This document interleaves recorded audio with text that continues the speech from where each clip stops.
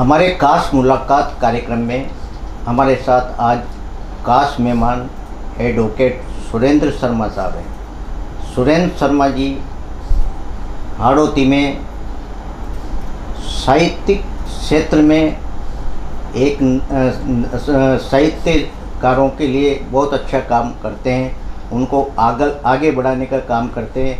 साथ ही राजस्थानी भाषा का परचम ये पूरी हाड़ौती में मतलब लहरा रहे हैं। ऐसी शख्सियतें हैं एडवोकेट सुरेंद्र शर्मा जी। आज ये हमारे स्टूडियो में पधारे, आइए बात करते हैं।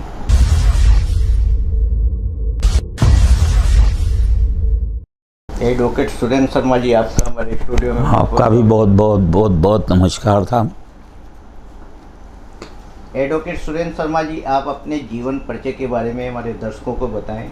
आप कहाँ से हैं, आपकी शिक्षा दीक्षा कहाँ हुई और किस व्यवसाय से आप जुड़े हैं, और साहित्य के क्षेत्र में हाड़ौती में जो आपने साहित्यकारों को आगे बढ़ाने का काम किया है उसके बारे में हमारे दर्शकों को बताएं। ये जन्म तो मेरा बारां डिस्ट्रिक्ट में बारा मांगरोल जो रोड है उस रोड पे एक गांव आता है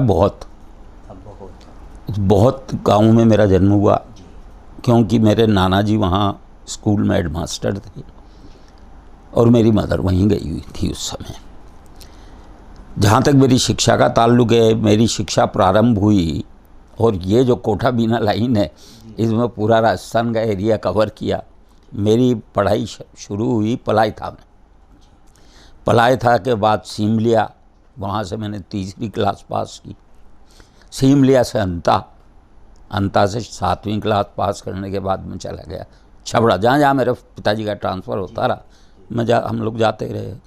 7वीं वहाँ से करने के बाद 10वीं क्लास तक मैं बारां पढ़ा, और 11वीं क्लास में महात्मा गांधी स्कूल में मेरा एडमिशन हुआ। वहीं से मैंने हायर सेकेंडरी की, और उसके बाद गवर्नमेंट कॉलेज कोटा से पढ़ाई की, एमएससी किया बॉटनी में और लॉ किया। जहाँ तक साहित्य का ताल्लुक है, मैं आपसे निवेदन करूँ कि साहित्य से मेरा लगाव इसलिए है क्योंकि मेरे पिताजी स्वर्गीय गौरीशंकर कमलेश और माताजी स्वर्गीय श्रीमती कमला कमलेश दोनों राजस्थानी के मान्य लेखक रहे हैं। गद्य के क्षेत्र में मेरी माँ ने, और पद्य के क्षेत्र में मेरे पिताजी ने जो काम किया वो उनके द्वारा लिखी गई पुस्तकों के रूप में है। तो जो माता पिता का प्रभाव होगा थोड़ा बहुत तो पुत्र में आना आवश्यक है। इसलिए उनके जाने के बाद दरअसल मेरे पिताजी ने स्वयं एक संस्था प्रारंभ की थी, ज्ञान भारती संस्थान करके। उनके स्वर्गवास के बाद उसकी जिम्मेदारी मेरे ऊपर आई, और उसी संस्थान के द्वारा हमने ये सोचा कि राजस्थान में आप मारवाड़ ले लें, मेवाड़ ले लें, कोई भी ऐसा क्षेत्र ले लें, उस क्षेत्र में जो स्थानीय बोली है जिसको हम राजस्थानी मूल रूप से कहते हैं, पर हाड़ौती का जो स्थान होना चाहिए वो स्थान कहीं ना कहीं लैग कर रहा है, उसमें कोई कमी आ रही है। और इसका कारण मेरे पिताजी अक्सर ये बताया करते थे कि भाई हमारे यहाँ लिखने वाले बहुत हैं, अच्छा लिखते हैं, लेकिन लिखित साहित्य नहीं है, ओरल है। तो उन्होंने उसी को ध्यान में रखते हुए हमने राजस्थानी की पुस्तकें जो राजस्थानी भाषा में लिखी गई हूँ उनके ऊपर एक पुरस्कार योजना प्रारंभ की 1994 में, और 1994 से अनवरत प्रत्येक साल ये पुरस्कार, पहले 5001 का था, अब 11001 का पुरस्कार किसी भी उस राजस्थानी कृति को दिया जाता है जो हमारे जो एग्जामिनर्स माने आप उनको, परीक्षक जो भी हम नाम दें, उनके द्वारा वो चयन की जाती है कि ये पुस्तक आई हुई पुस्तकों में सर्वश्रेष्ठ है, उसे वो पुरस्कार दिया जाता है। और 2021 से मेरी माताजी के स्वर्गवास के 1 वर्ष उपरांत से राजस्थानी महिला लेखकों के लिए 5001 का पुरस्कार हमने अलग से प्रारंभ किया, जो एक वो आयोजन करके, और उस दिन ये पुरस्कार राजस्थानी भाषा के लेखकों को दिया जाता है।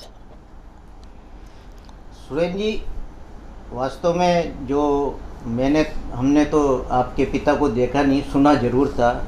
उनका साहित्यिक क्षेत्र में एक ऊंचा स्थान था, और कई साहित्यकार जो अपने हाड़ौती के आते हैं वो ज़रूर उस नाम को सामने रखते हैं, और आप उनके पुत्र हैं।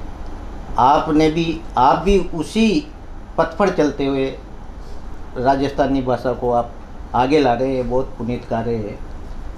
ज्ञान भारती संस्थान के आप सचिव हो, तो जो अपने हाड़ौती में जो साहित्यकार हैं, तो उनको किस तरह आप संबल प्रदान करते हैं?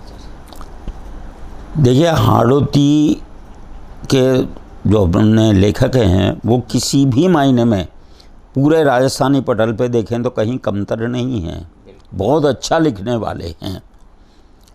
उनको हमने प्रारंभ के अंदर जब पुस्तकें लिखित साहित्य उनका नहीं था, तो हमने पांडुलिपियों के ऊपर भी पुरस्कार दिए, इस शर्त के साथ कि भाई इस पुरस्कार की सहायता से थोड़ा आप मिला करके इसको पुस्तक के रूप में, कृति के रूप में समाज के सामने लाएं, ताकि ये एक हाड़ौती का जो भंडार है, इस भंडार में श्री वृद्धि कर सके, पहला।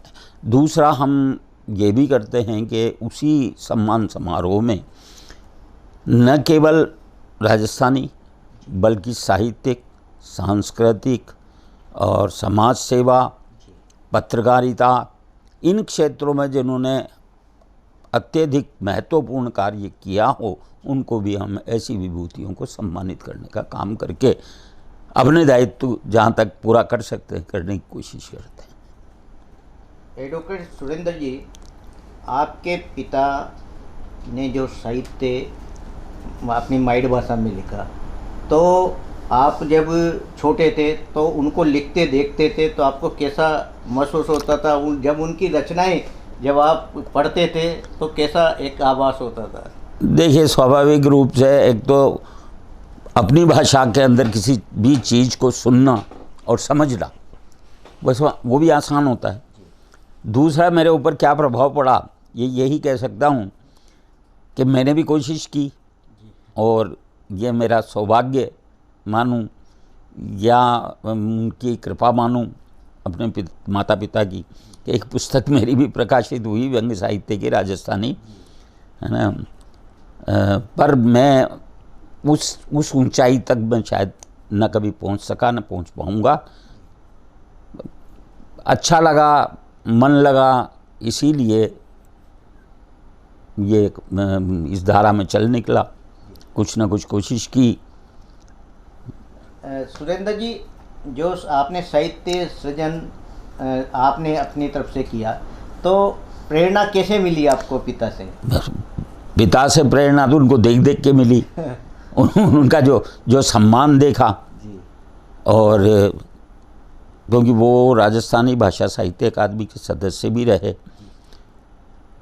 तो नेचुरली एक चीज़ आती है दिमाग में कि ये काम जो है वो कहीं ना कहीं आपको खड़ा करता है, कहीं स्थापित करता है, इसलिए एक अच्छा काम है, किया जाना चाहिए। और संस्कार शायद थे, जितना कर सके करे। एडवोकेट सुरेंद्र जी, आपने हाड़ौती में जो राजस्थानी भाषा का एक प्रचार प्रसार, यानी आप गांव-गांव, डानी से ऐसे जो साहित्यकार जो दबे पड़े थे उनको आप आगे लाए, और उनको आपने एक संबल प्रदान किया, यानी एक प्लेटफॉर्म दिया। तो आपका आगे क्या विचार है? आपकी संस्था के द्वारा किस तरह आप साहित्यकारों को आगे लाने की प्रेरणा रखते हैं? ये मेरी जो सोच है इस संदर्भ में वो यही है कि हाड़ौती अपने आप के अंदर एक बहुत समर्थ और सक्षम भाषा है, राजस्थानी का मुख्य भाग है, और यहाँ पे जो राजस्थानी में लिखने वाले हैं वो अपार संभावनाओं से भरे हुए हैं। ऐसी सूरत में हम जो कुछ भी उनकी मदद कर सकते हैं वो मदद करने में कभी भी पीछे नहीं रहें, और ये संस्था इसी रूप में अनवरत काम करती रही, यही मेरी सोच है। एडवोकेट सुरेंद्र जी, आप हमारे दर्शकों को थोड़ा आपके पिता की जो साहित्य का वो था क्षेत्र, उसके बारे में थोड़ा बताएं कि वो कहाँ से थे और किस रूप में उन्होंने साहित्यकारों को आगे बढ़ाया। देखिए, मेरे पिताजी मूल रूप से कोटा के ही रहने वाले थे, यहीं उनका जन्म हुआ, और जितना अथक प्रयास जीवन में अपने आप को स्थापित करने के लिए मेरे पिताजी और माताजी ने किया, वो तो शायद कोई दूसरा शायद ही कर सके, क्योंकि आप ताज्जुब करेंगे कि जब मेरे पिताजी ने अपना जीवन प्रारंभ किया तो वो मिडिल पास थे, और जब वो रिटायर हुए तो वो MMA में B.Ed थे। मेरी मदर जब शादी होकर के आई तो तीसरी क्लास पास थी, तीसरी या चौथी क्लास, और जब वो रिटायर हुई एज हेडमिस्ट्रेस सेकेंडरी स्कूल तब वो MMA B.Ed थी। मेरे पिताजी ने अपने साहित्यिक जीवन के अंदर 5 या 6 बुक्स लिखी, जिनमें 2 तो खंड काव्य हैं, धारा को धनी और हाडा को न्याहू। ये 2 खंड काव्य हैं जो कुछ घटनाएं जो इतिहास में गुजरी, उन घटनाओं को आधार बना करके उन्होंने हाड़ौती के अंदर लिखी। इसके अलावा शायद उनकी 4 बुक्स, एक हिंदी में और 3 हाड़ौती में, थापाथूर वो उनकी महत्वपूर्ण एक वो पुस्तक है कविताओं की, और 6 पुस्तकें उन्होंने लिखी हैं, नाम अभी बाकी के ध्यान नहीं आ रहे मुझे, पर वो अपने आप के अंदर इतनी गंभीर और हाड़ौती की एक मतलब जिसको कहना चाहिए कि एक ऐसी कृति है जो शायद अपने आप में अनूठी है। साहित्यकार बंधु भी ये मानते हैं कि इन कविताओं में जो तथ्य और कथ्य हैं वो अपने आप में संपूर्ण हैं और बहुत ऊपरी धरातल तक पहुंचते हैं, आदमी के दिल को छूते हैं।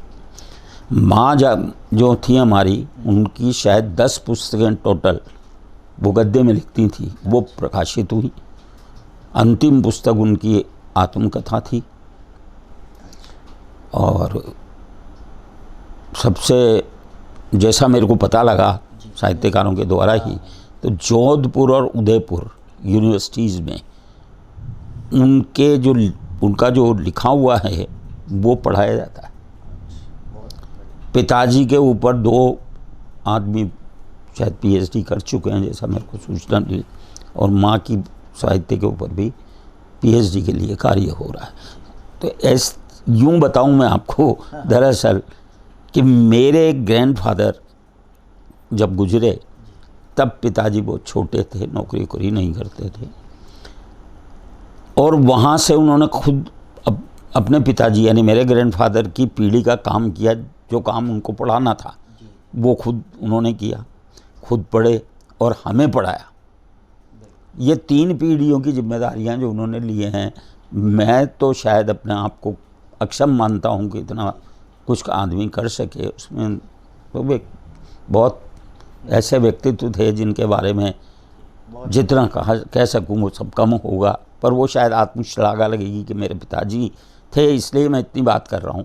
पर वास्तविकताओं को अगर देखें तो वास्तव में उन्होंने बहुत संघर्ष अपने जीवन में किया।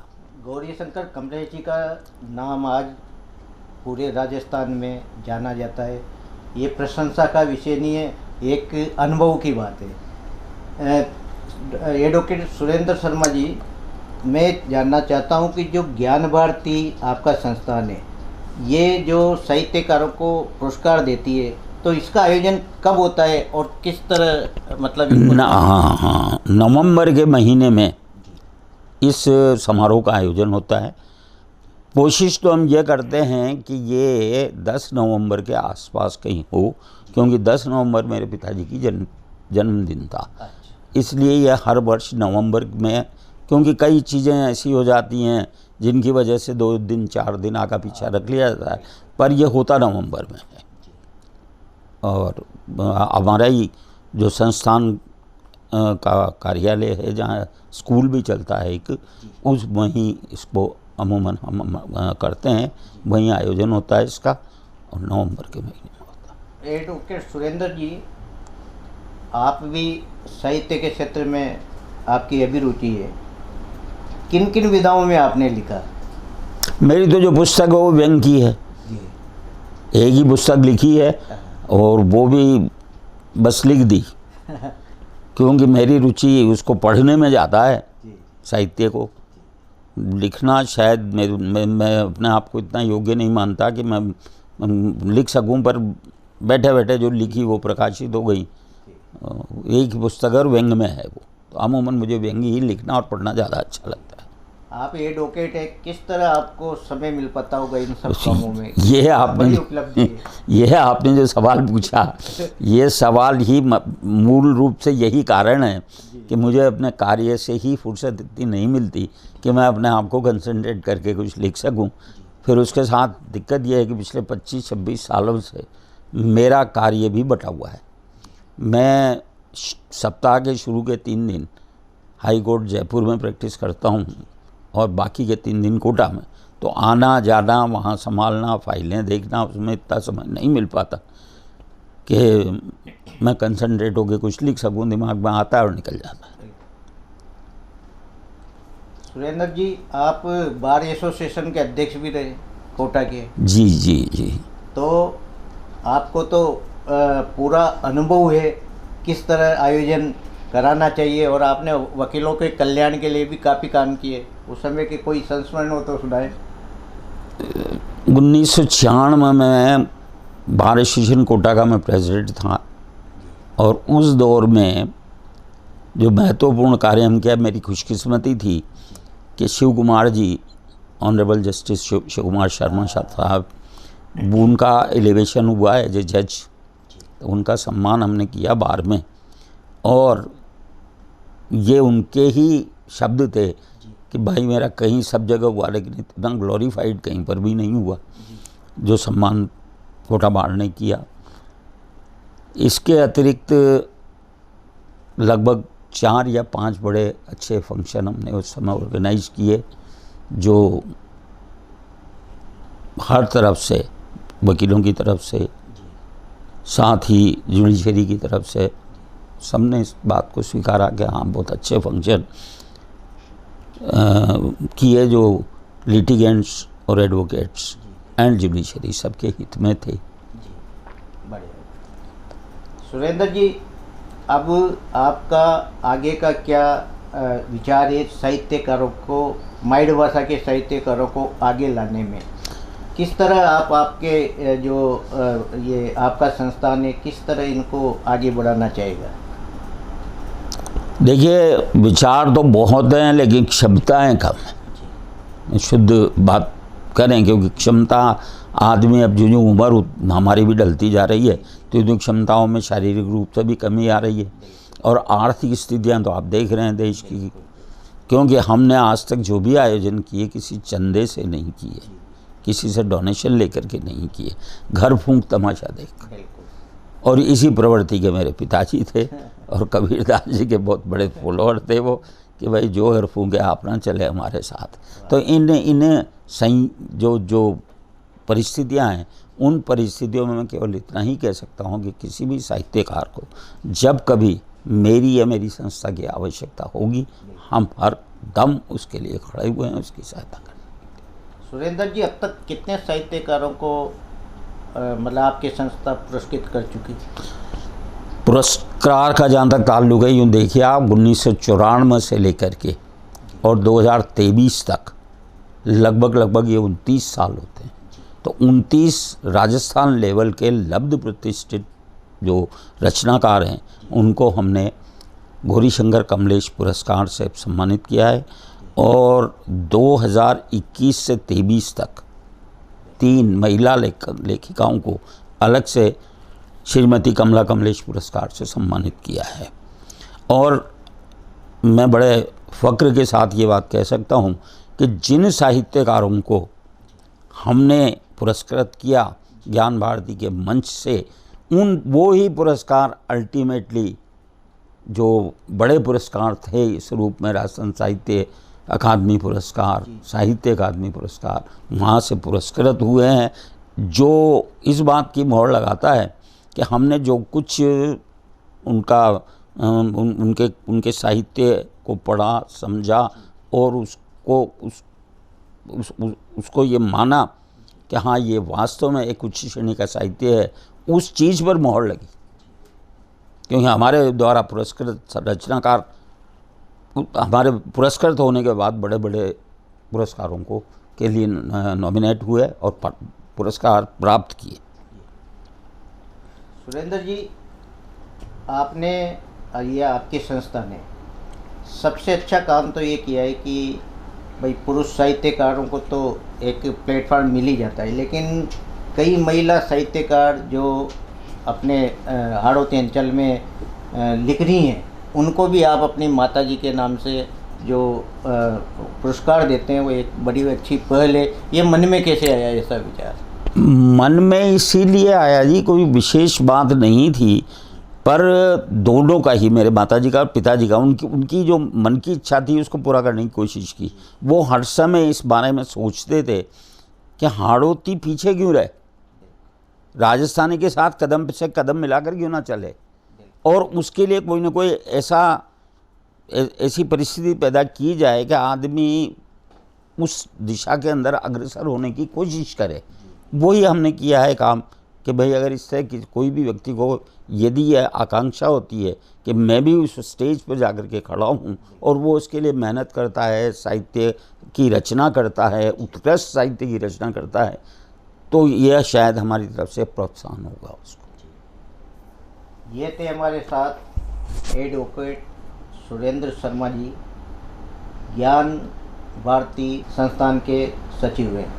माताजी और पिताजी की स्मृति में ये हाड़ौती के मजे हुए साहित्यकारों को बाढ़ लाकर उनको संबल प्रदान करते हैं एक पुरस्कार के रूप में। आज इन्होंने कीमती समय निकालकर हमारे साथ रूबरू बात की। आप हमारे स्टूडियो में पधारे, बहुत बहुत आपने बुलाया है, बहुत बहुत धन्यवाद।